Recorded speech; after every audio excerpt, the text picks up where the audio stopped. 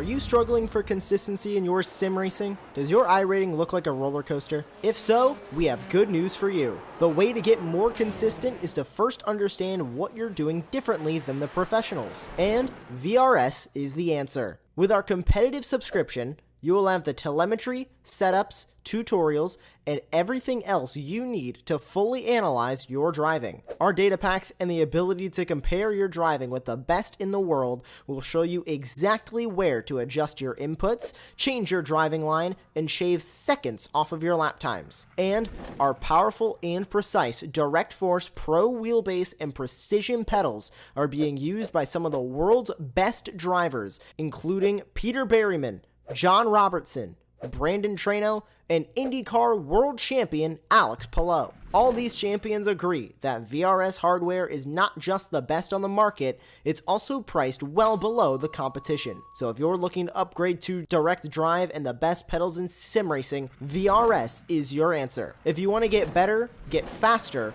and make it happen sooner rather than later, you owe it to yourself to find out why so many people are switching to VRS. You'll be so glad that you did. Visit www.virtualracingschool.com and learn why the best use VRS.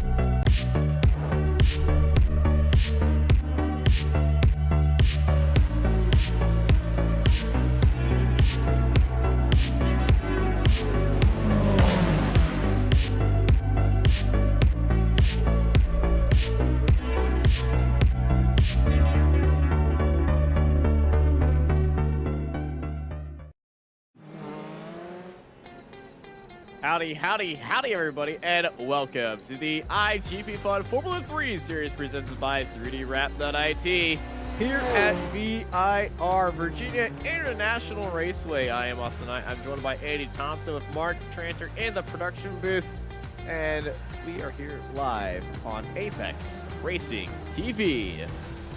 Good evening, Austin. Good evening, viewers. Yes, Virginia International Raceway. Obviously, I don't know this track very well.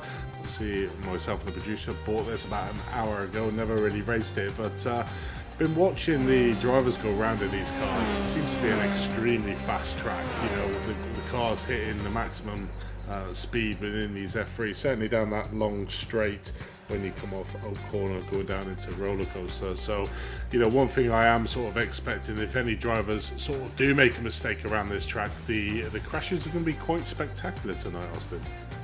Yeah, VIR, such a classic American track. Unlike you, I've have a lot of experience around here in real life and in the virtual sim.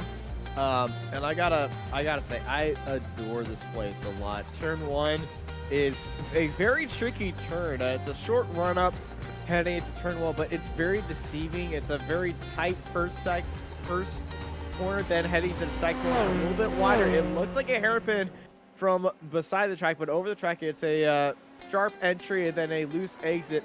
And that first sector will catch a lot of drivers off guard. It's very tricky. NASCAR corner will catch a lot of drivers out there. That 90-degree left-hander heading into sector 2 and then up the hills into the S's. Then you mentioned Oak Tree Bend. Long back straightaway. Going to be a lot of drafting happening right there. We might see some daring moves heading up into the bend and into roller coaster. And then we finish out the lap at Pig's Pen, and then on the front straightaway. So there's really about four to five really key areas of this track, but passing is going to be at a premium here. Yeah, definitely. I was having a look at the track map, and it very much seems concentrated on the first sector, like you mentioned, and the last sector having quite a few turns on top of each other, rolling into each other. So, you know, certainly if cars are following behind closely, we could see some audacious passes and maybe some big accidents at them parts, with obviously the nice long straight for the drivers to slipstream down. But obviously looking at the championship at the moment, Thiago Marteau obviously just let grip his dominance. Didn't quite win out at Sebring in the last round. His teammate Hervenu managed to take the spoils there at Sebring, but you know, a commanding lead at the moment, 384 points for Marteau. The real big fight is for second at the moment. With his victory at Sebring, Hervenu has managed to jump up to P2 currently. Only a few of them, Kino at 327, and you've got Tellez on 325.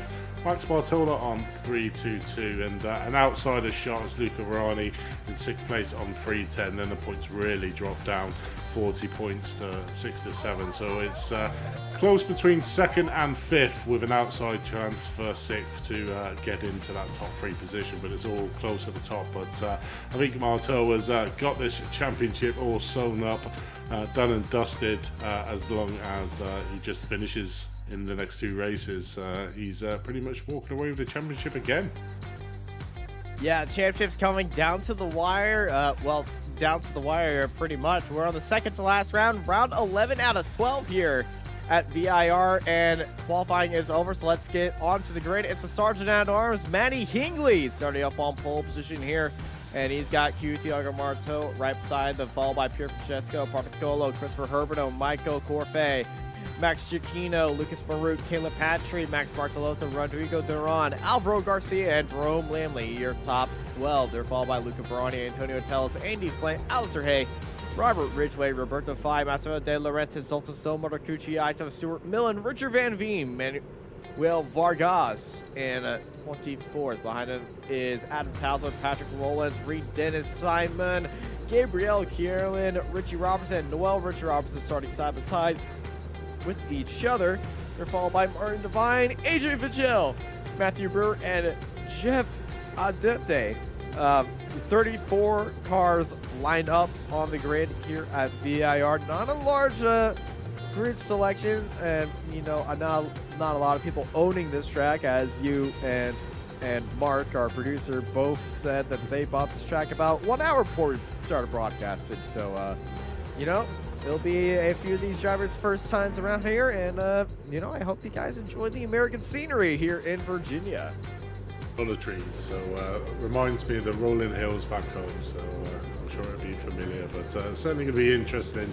Obviously, like I say, 34 cars on grid tonight, but I'm pretty sure the entertainment's going to be action-packed here at the Virginia Raceway. Certainly that first corner, like you were saying, that's going to be an interesting one for the drivers to navigate, but yeah, looking forward to this one. Yeah, drivers are all lined up and ready to go as we get ready to rock and roll here in Virginia. We're just waiting on a few more drivers, but not right now as the 5 red lights are coming on, and we are green, green, green, and away they go here at Virginia International Raceway. Great start by Tiago Marteau. He's got alongside of Matty Hingley. He's backed off right there. Christopher Hermano getting a good start. Gets ahead of Francesco sending up onto the inside of Hermano. Hermano getting off the track just a little bit. And it's Matty Hingley leading it through turns 1 and 2, heading through the kink at 3 and into NASCAR. Michael Coffrey had a bit of an incident there, down 27 places from the start of the grid. Did he start from the pit lane, did he? Oh, and Richard Van Veen goes wide in NASCAR. First car to go off in NASCAR today. He's back on track right there, but it's just such a tricky corner to get right. Get a great entry in there, but you just carry too much speed. They're going to go off of that grass, and that grass is not going to provide you any sort of help right there. Over and under the bridges they go, and up into the S's. Up the hill and down into the kink as Matty Hingley leads Tiago Marteau and Pier Francesco Particolo, your top 3. Hermano getting a little bit of lawn mowing right there. Certainly is. I mean, obviously these corners that you mentioned, the first sector and the last sector, are going to be treacherous on this first lap. The tyres are going to be super cold. And so making passes, we watch Kale Patry just making a move there on Maruk to gain that 6th place. Giacchino and Hermano are side by side as they head into the roller coaster. And now that inside line turns into the outside line. So Christopher Hermano able to outmaneuver Giacchino. Giacchino got into the grass and up into the grass ahead. That's Pier Francesco Particolo off in Pig's Pen.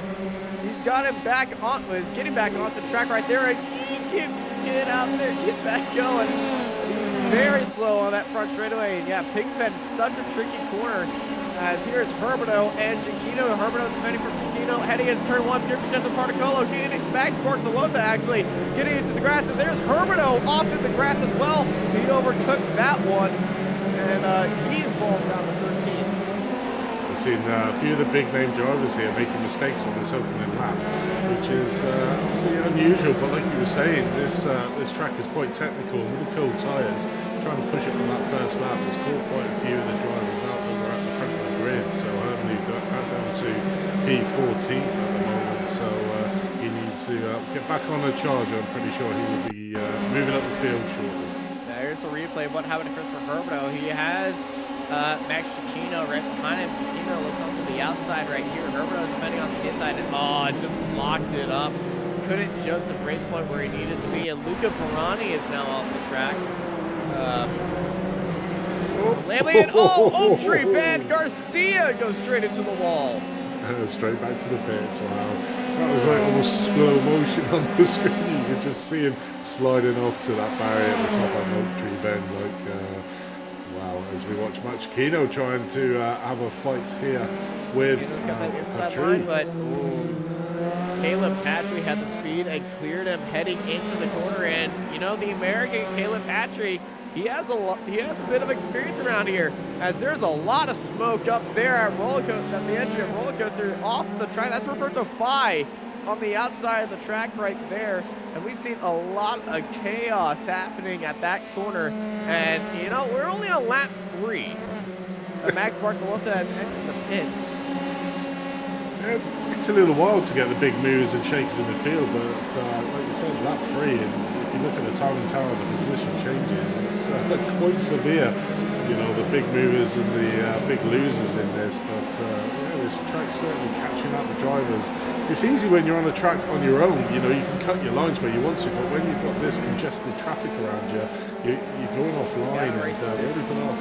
Yeah, for sure, man. And I know this track like the back of my hand, because I remember when I was heading into USO 2000, test with a Dallara F3 car for either to head into the road to Indy or head over to Europe and try to compete to go into Formula 1. That failed, by the way.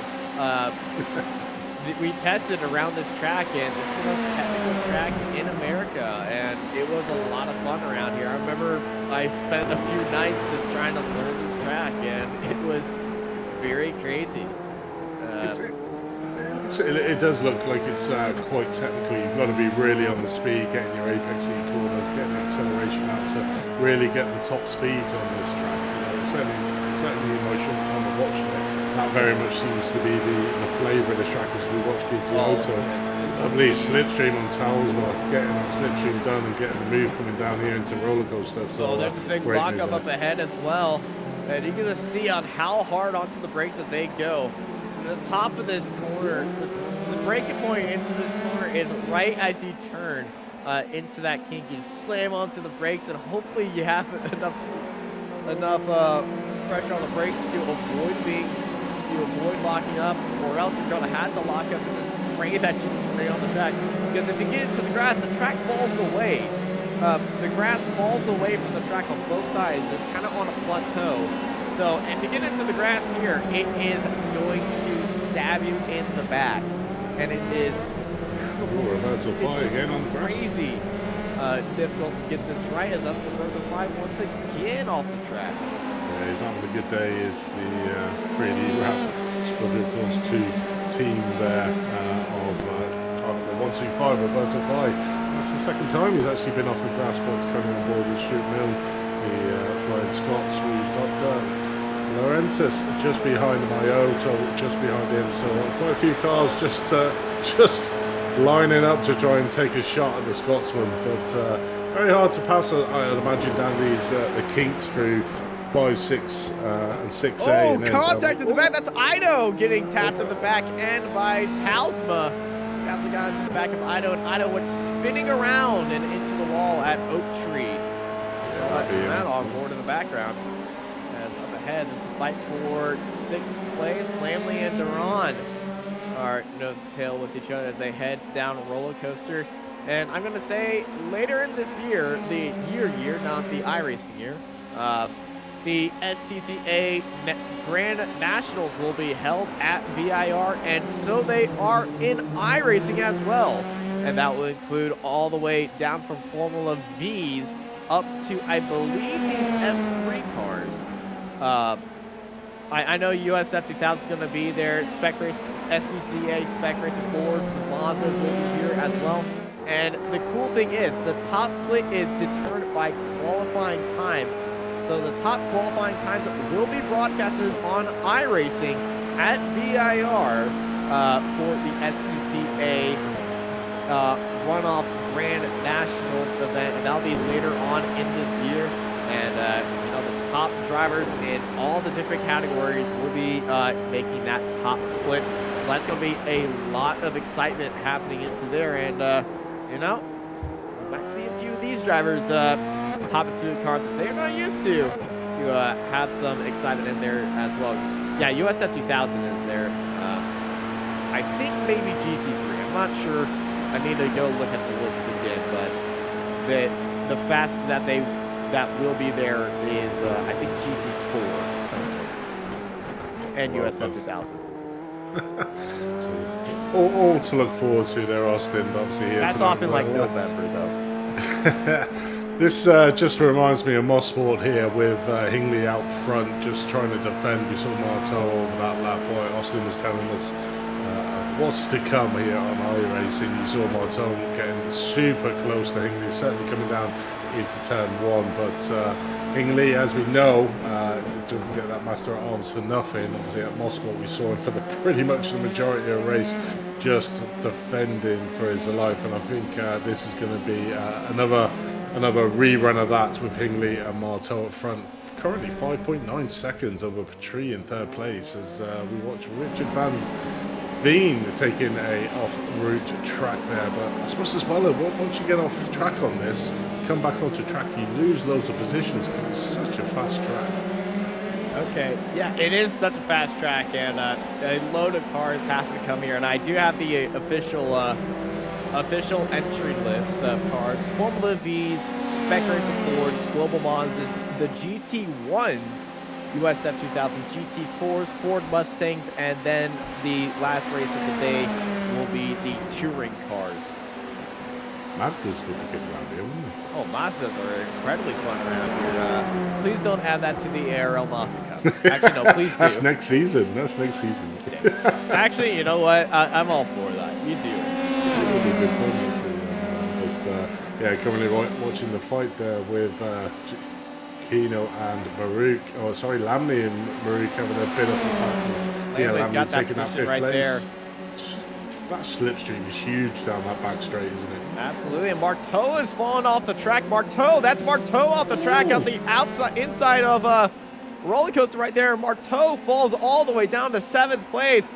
And was this Matty Hingley defending, or was this Marteau just getting a little overzealous right there? You see Marteau getting onto the inside and just got onto the brakes. He goes around on himself.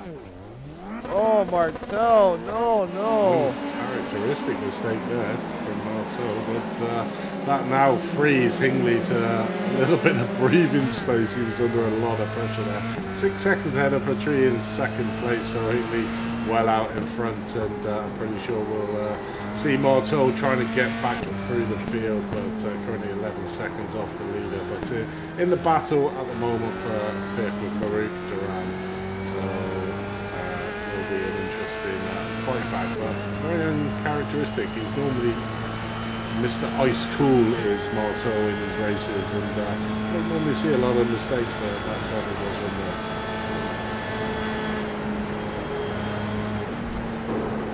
Just going in forward here, Francesco Patriccolo in 8th place, and just looking at Marteau's car in front of him, so you can see Marteau, you can see Duran just in front of him with Maruk literally all the way up probably to 4th place there.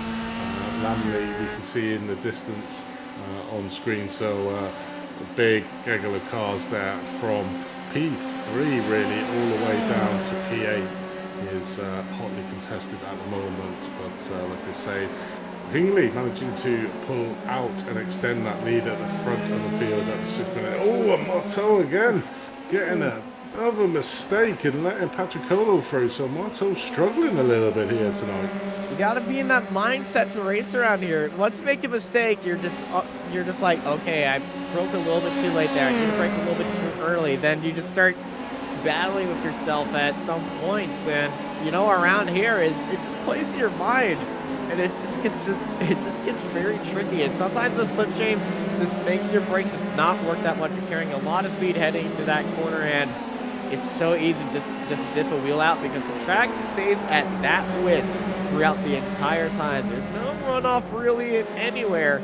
You just got that track width throughout the entire parts of the track, and you know, that just keeps most of the racing single file around here. You could try to go down to the inside of somebody else on the straightaway, but outside of that, it just makes it really hard to try to fight your way. So, you know, to make a pass outside of a different part, as we're riding aboard a PTR and Marteau, you can see how much that draft affects him.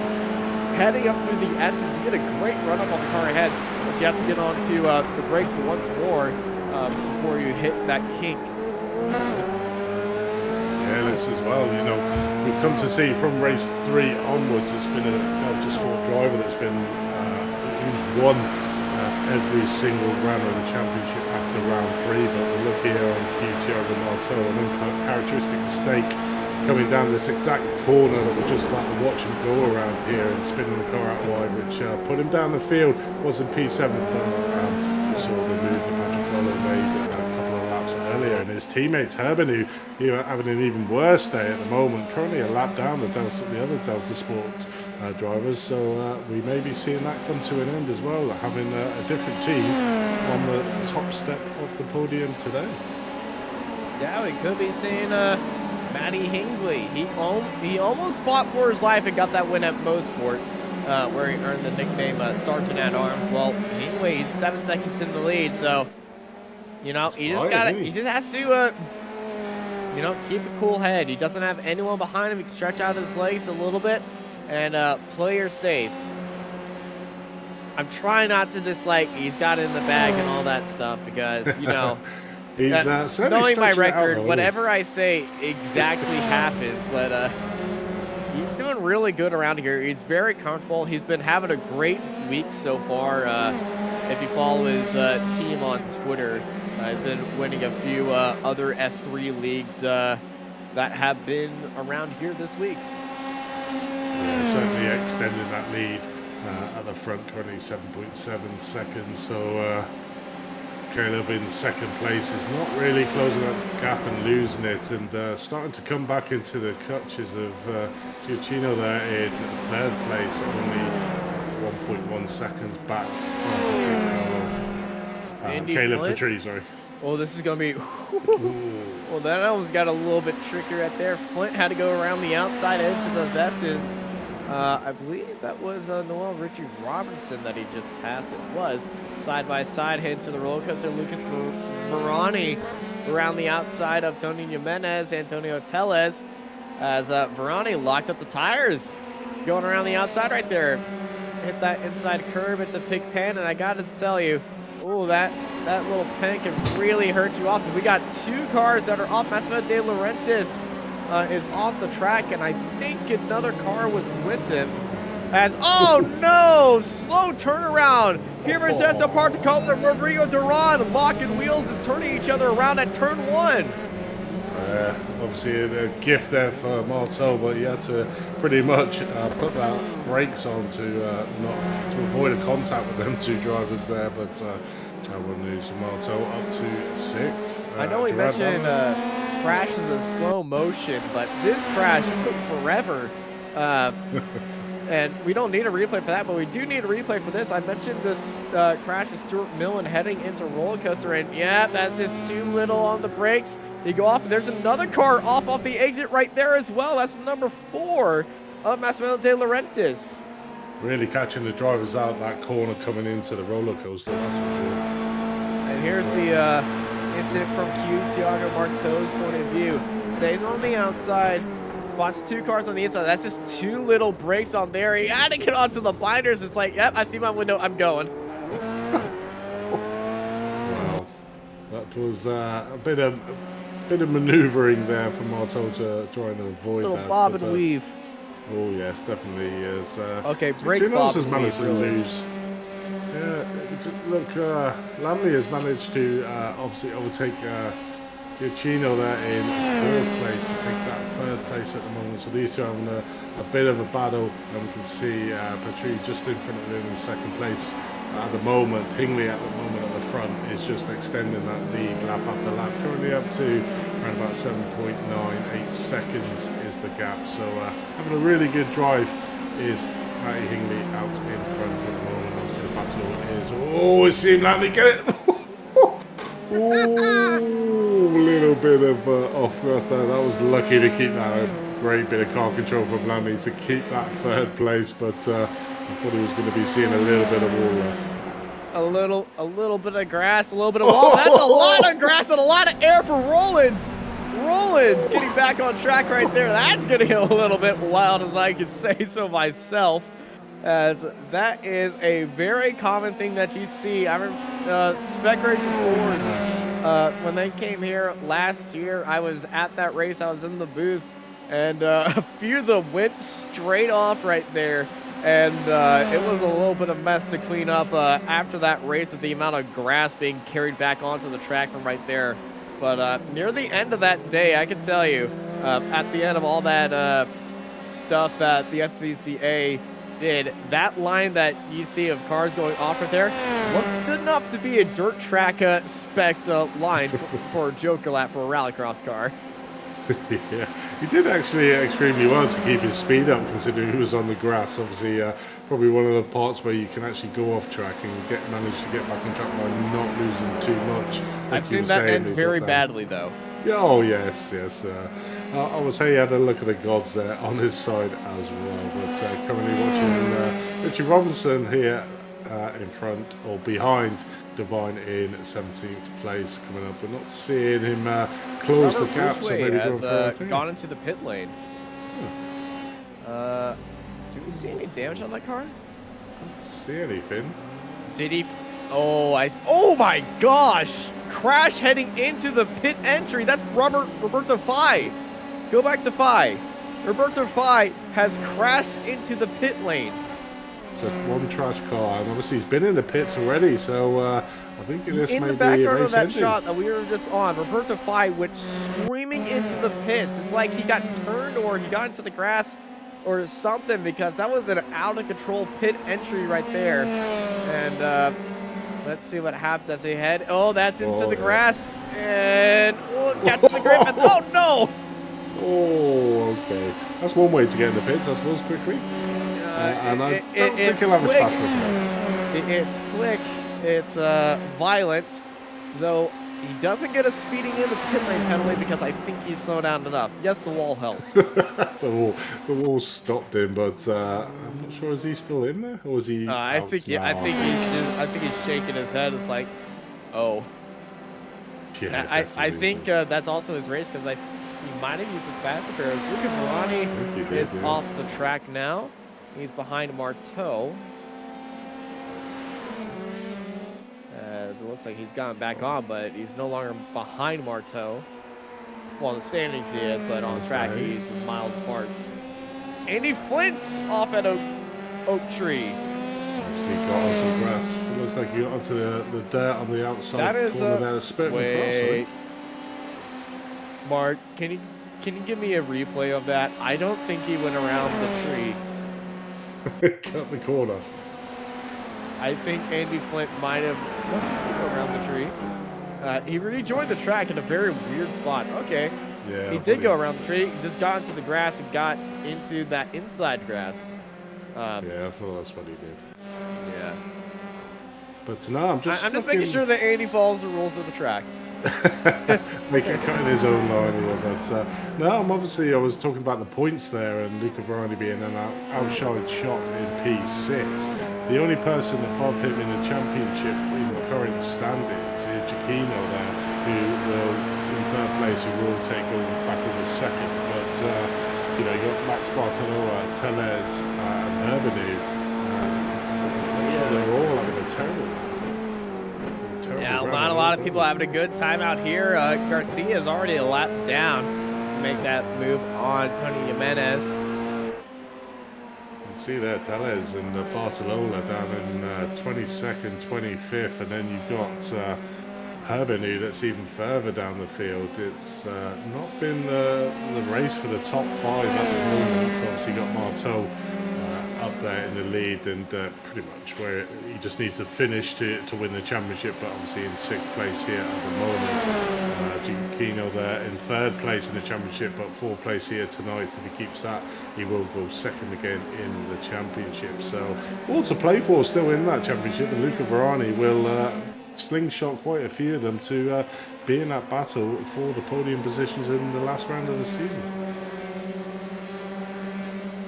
Yeah, Luca's been having a up and down day, but a very good end of the season so far. Very nice finishing positions for Luca Verani.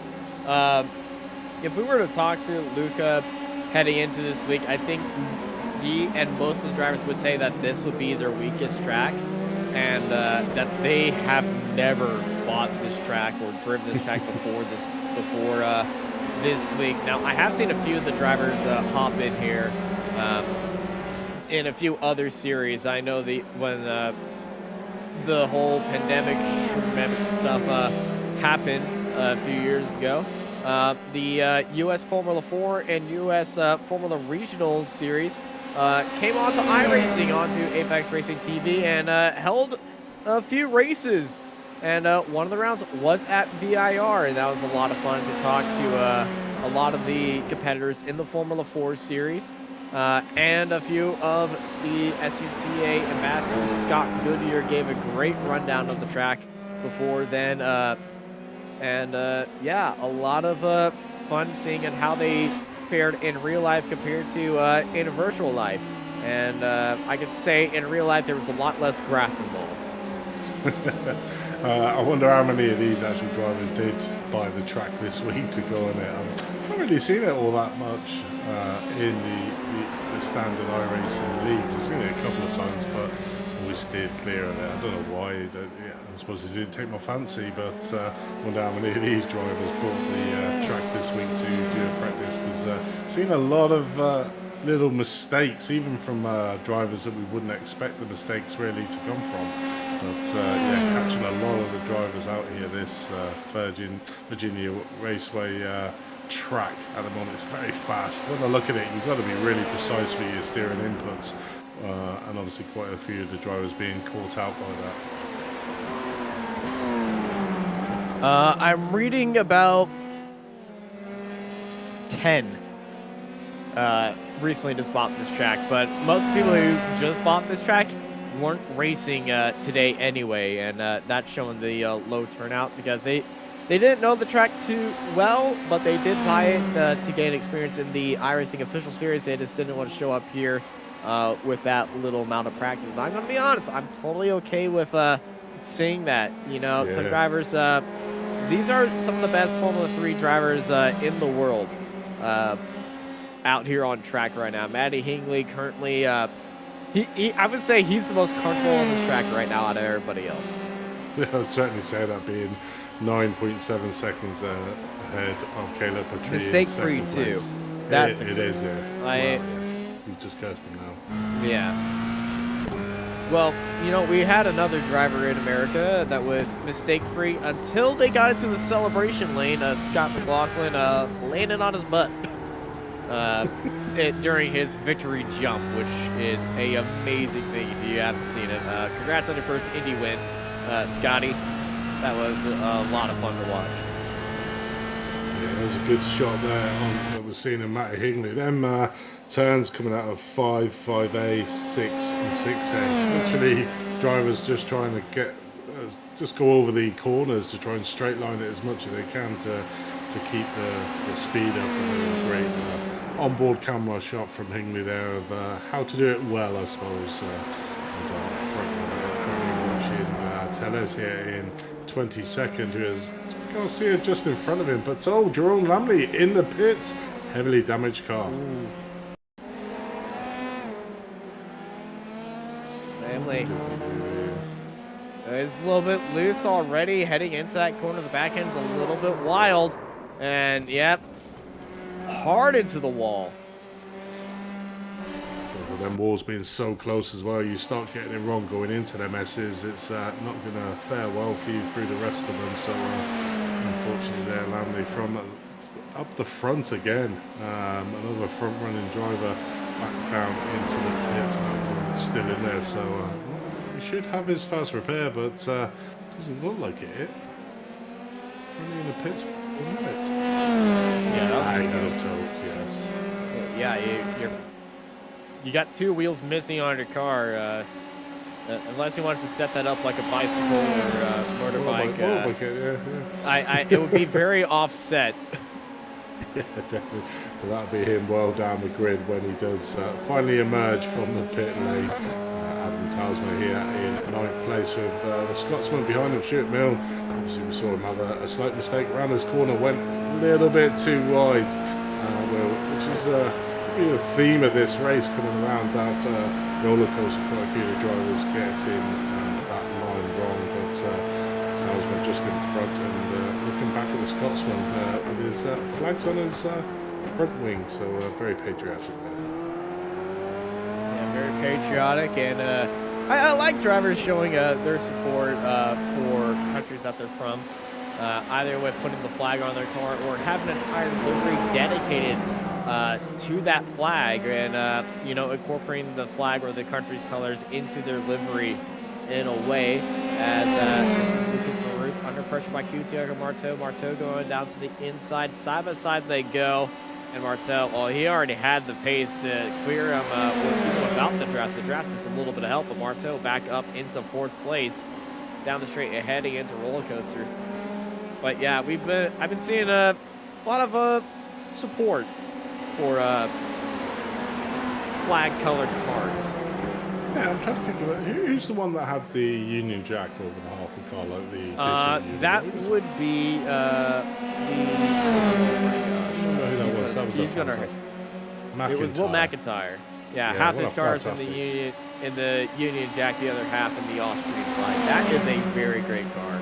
Yeah, I do love that livery. Fantastic livery. But Maruk, is that an eagle on his car? Lucas Maruk on the side of his cars. I believe those are they look like a set of wings. They look like the Aston Martin wings, but they are not the Aston Martin wings. But they are very nice looking. Yeah. I believe that's a team thing or just his personal touch. And I'm gonna be honest, I love teams that allow their drivers to have the team livery and then put their own little spin on it. I love a lot of effort actually goes into making these liveries as well. So either them or people within the teams to make them, because it's always nice to see different coloured liveries going around the racetracks. And yeah, some of them are outstanding in the jobs that they do on this. It's almost like a bit of fine art in itself, isn't it? A race within a race. Who's got the best livery? Like.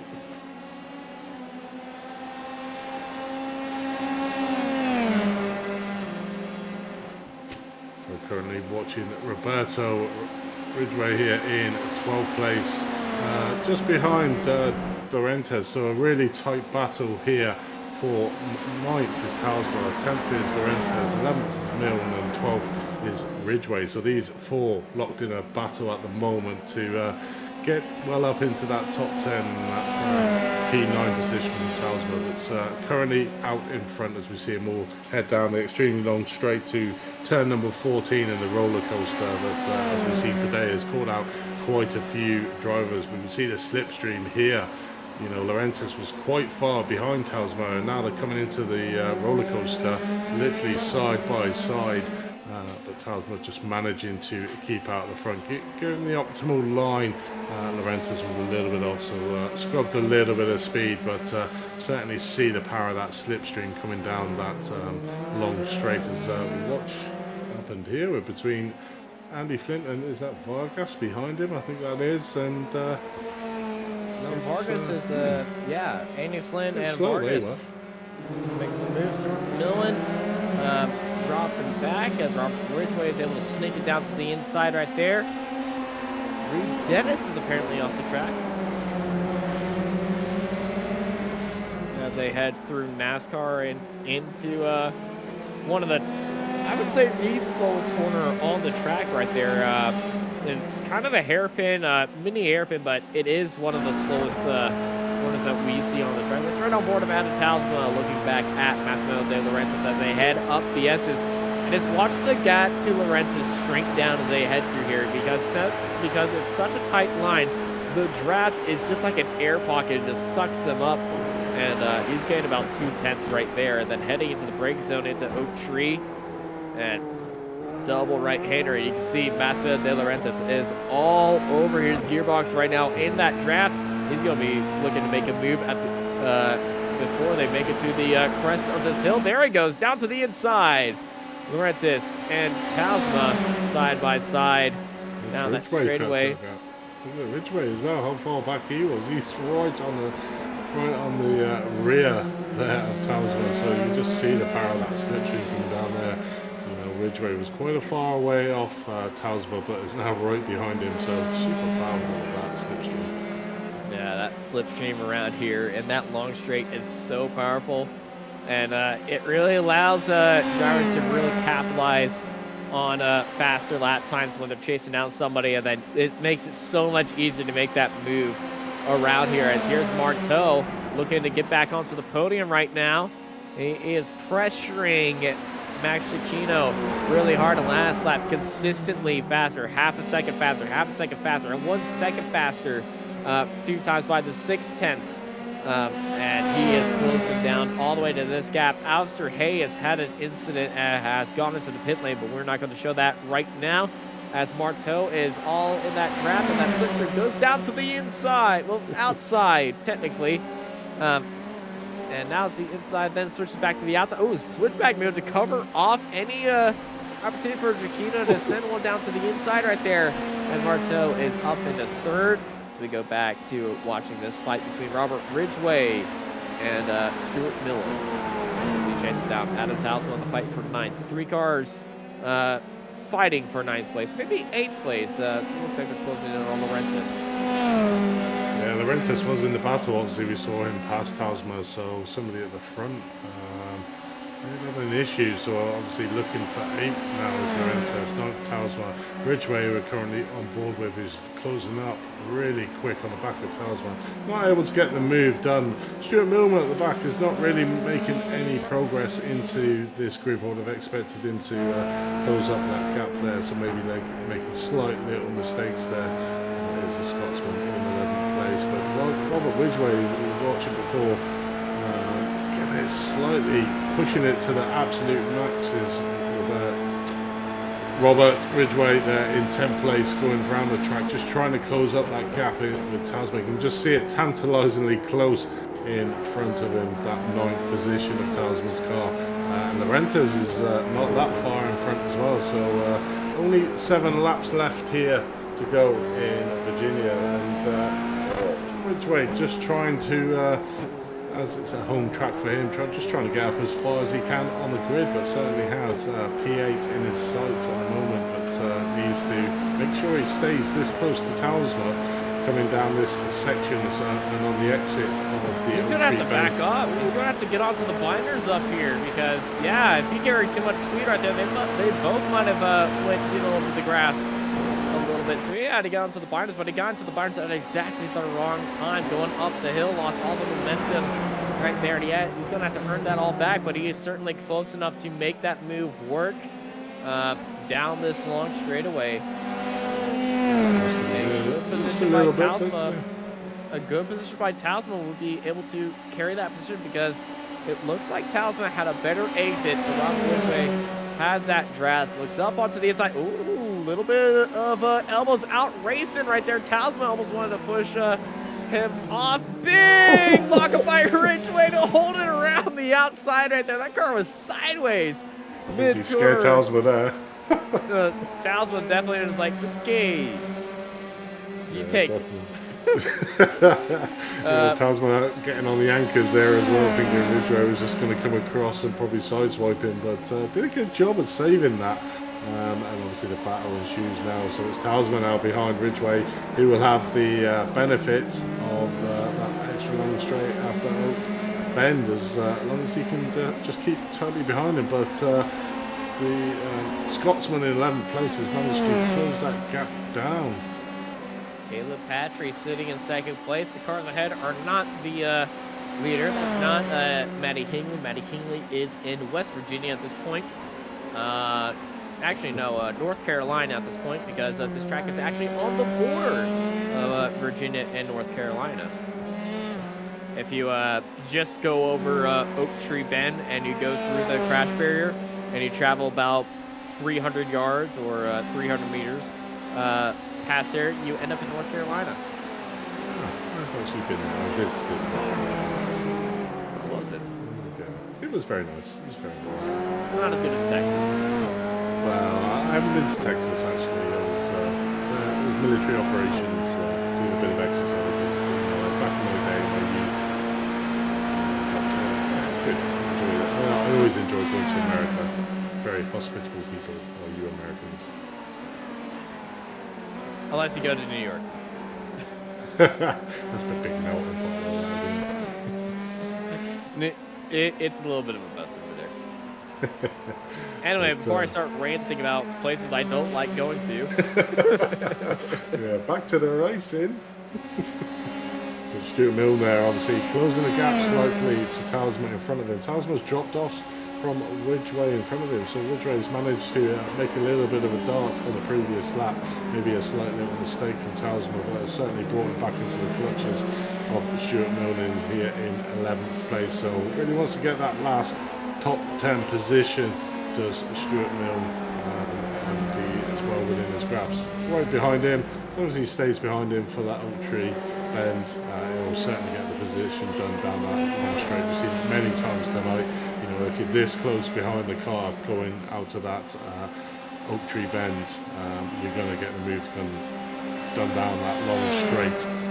As we've seen the power of that slipstream just gets them blowed on by. There's not a lot you can do if you're the car behind, that's for sure.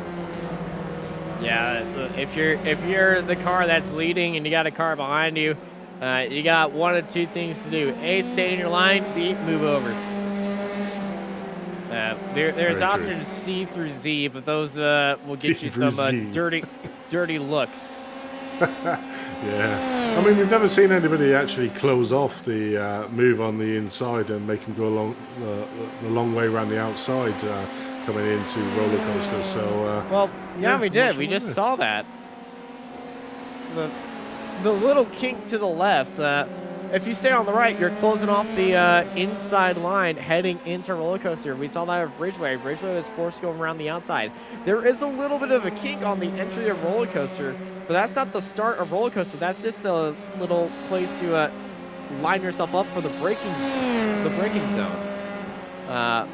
But we have seen somebody give up that inside line. If you give up the inside line, you're gonna psych them out because you're gonna be closing off their braking point, and that could force a mistake heading into the race where they get onto the brakes a little bit too soon, or they get onto the brakes a little bit too late and they go sailing off the track. And I think that's what Marteau did a little bit early on into this race. The racing lines of Virginia by Austin Mott. The guy from Texas.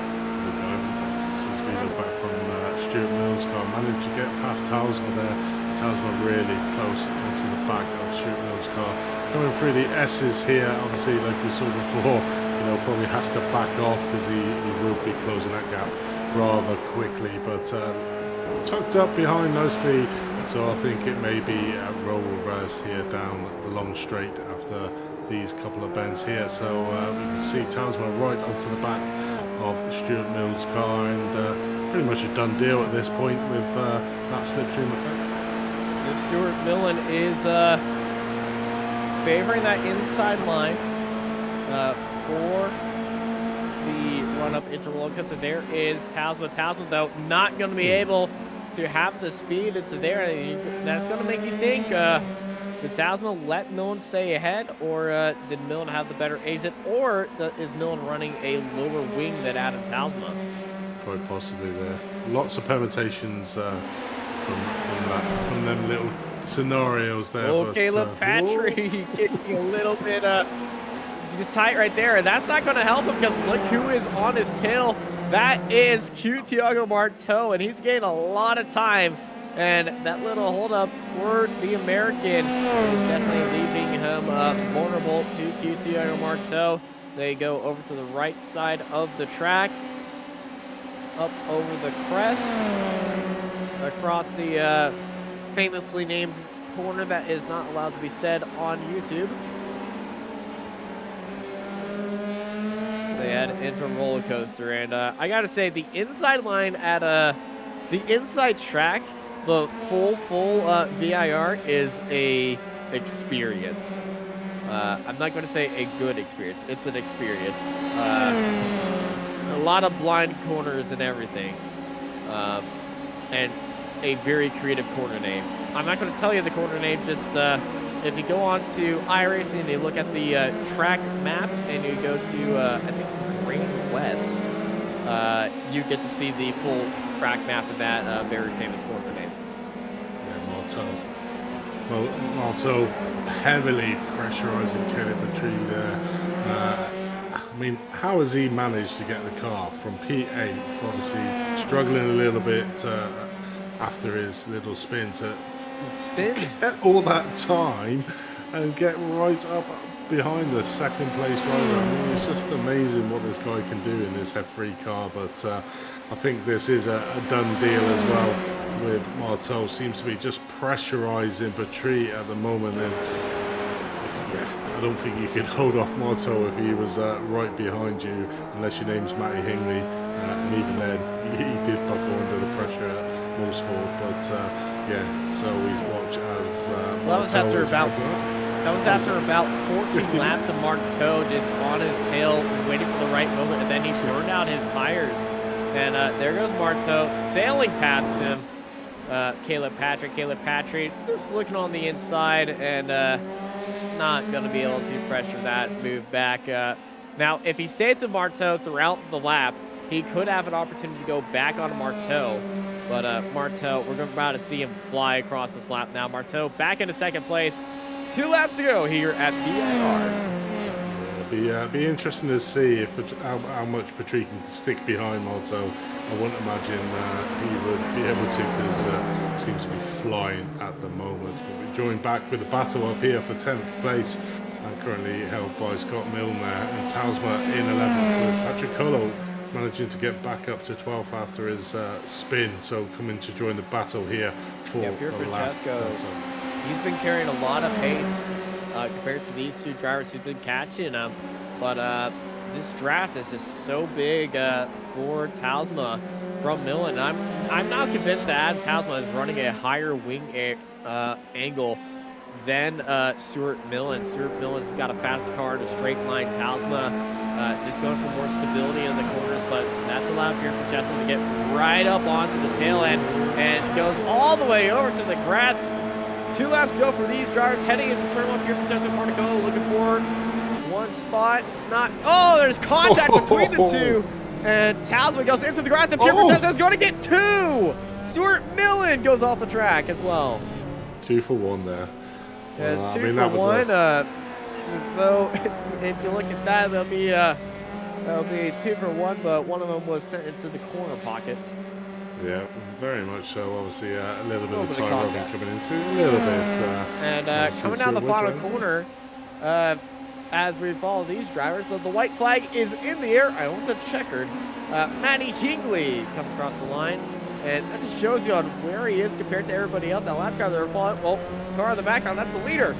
And now he's a lap down. And there was another car off there. That was Vargas, the car that we were watching. Yeah, definitely. So, literally lapped everybody up to P16. That is a performance. It is, isn't 15. it? Yeah. That's a very big performance right now. And here is Andy Flint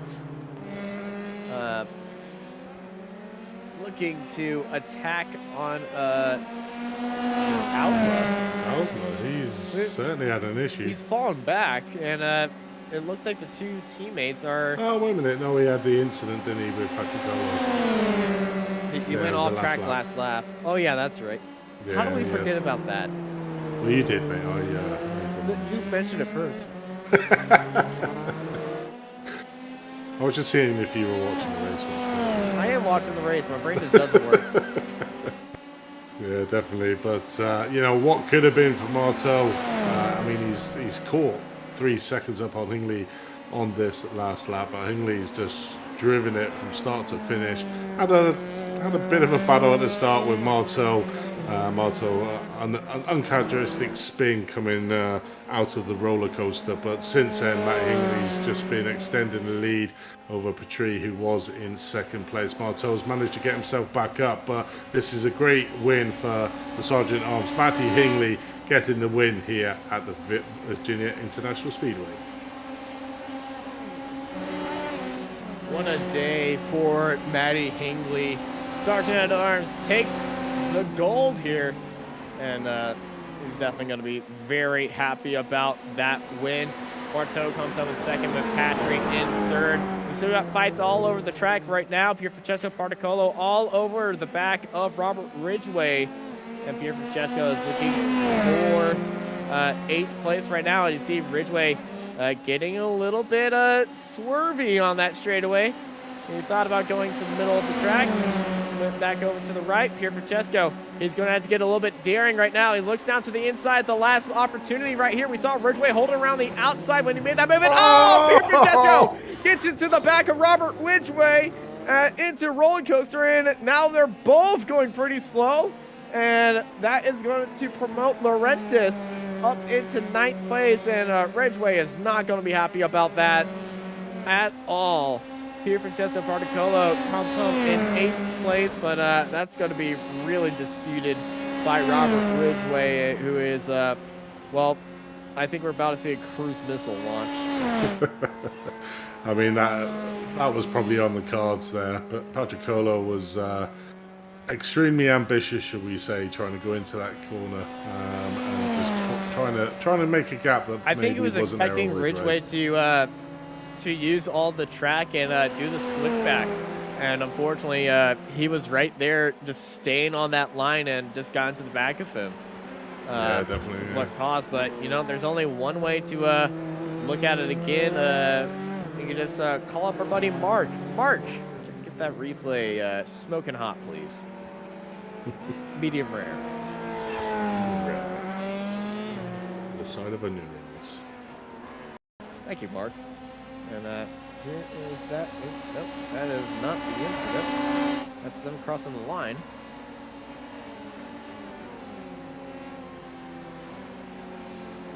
Oh. Nope, wrong one. As this is the overtake. Here we go. Pierre Francesco on the back of Robert Ridgway. Looks down to the inside. Side by side they go. And yeah, he tried that switchback move, and unfortunately there wasn't the opportunity, space to go for that switchback move right there. Yeah, obviously carrying a lot of speed into that corner. Matty Hingley cut it off, but no, Matty Hingley doing his little burnouts. Burns it down. Quite good for him to do. Yeah, very good day out here, Andy, as you have the race results. Yeah, and in first place was Matty Hingley. An excellent drive for Matty, the Sergeant at Arms in first place. Thiago Marteau in second place. After his spin early on, which put him down to about 9th, and obviously managed to make his way back up to second. Caleb Petrie in third. Matt Shikino in fourth. Lucas Maruk in fifth. Luca Varani in sixth. Sultan Zolmotor, Patricolo, Dorentes, and Stuart Mill round out your top 10. Robert Ridgway in 11th, Andy Flint, Adam Tasma, Noel Richie Robinson come ahead of his brother Keel Richie Robinson in 15th. Reed Dennis, Manuel Van Gees, Alvaro Garcia, Antonio Teles, and Martin Devine round out your top 20. Max Bartoloa, Richard Veen, Alistair Hay, Patrick Rowlands, Jerome Lamney, Rodrigo Duran, Roberto Fai, Krista Herbenu, and Adrian Vale with Simon Gabriel rounding out your top 30.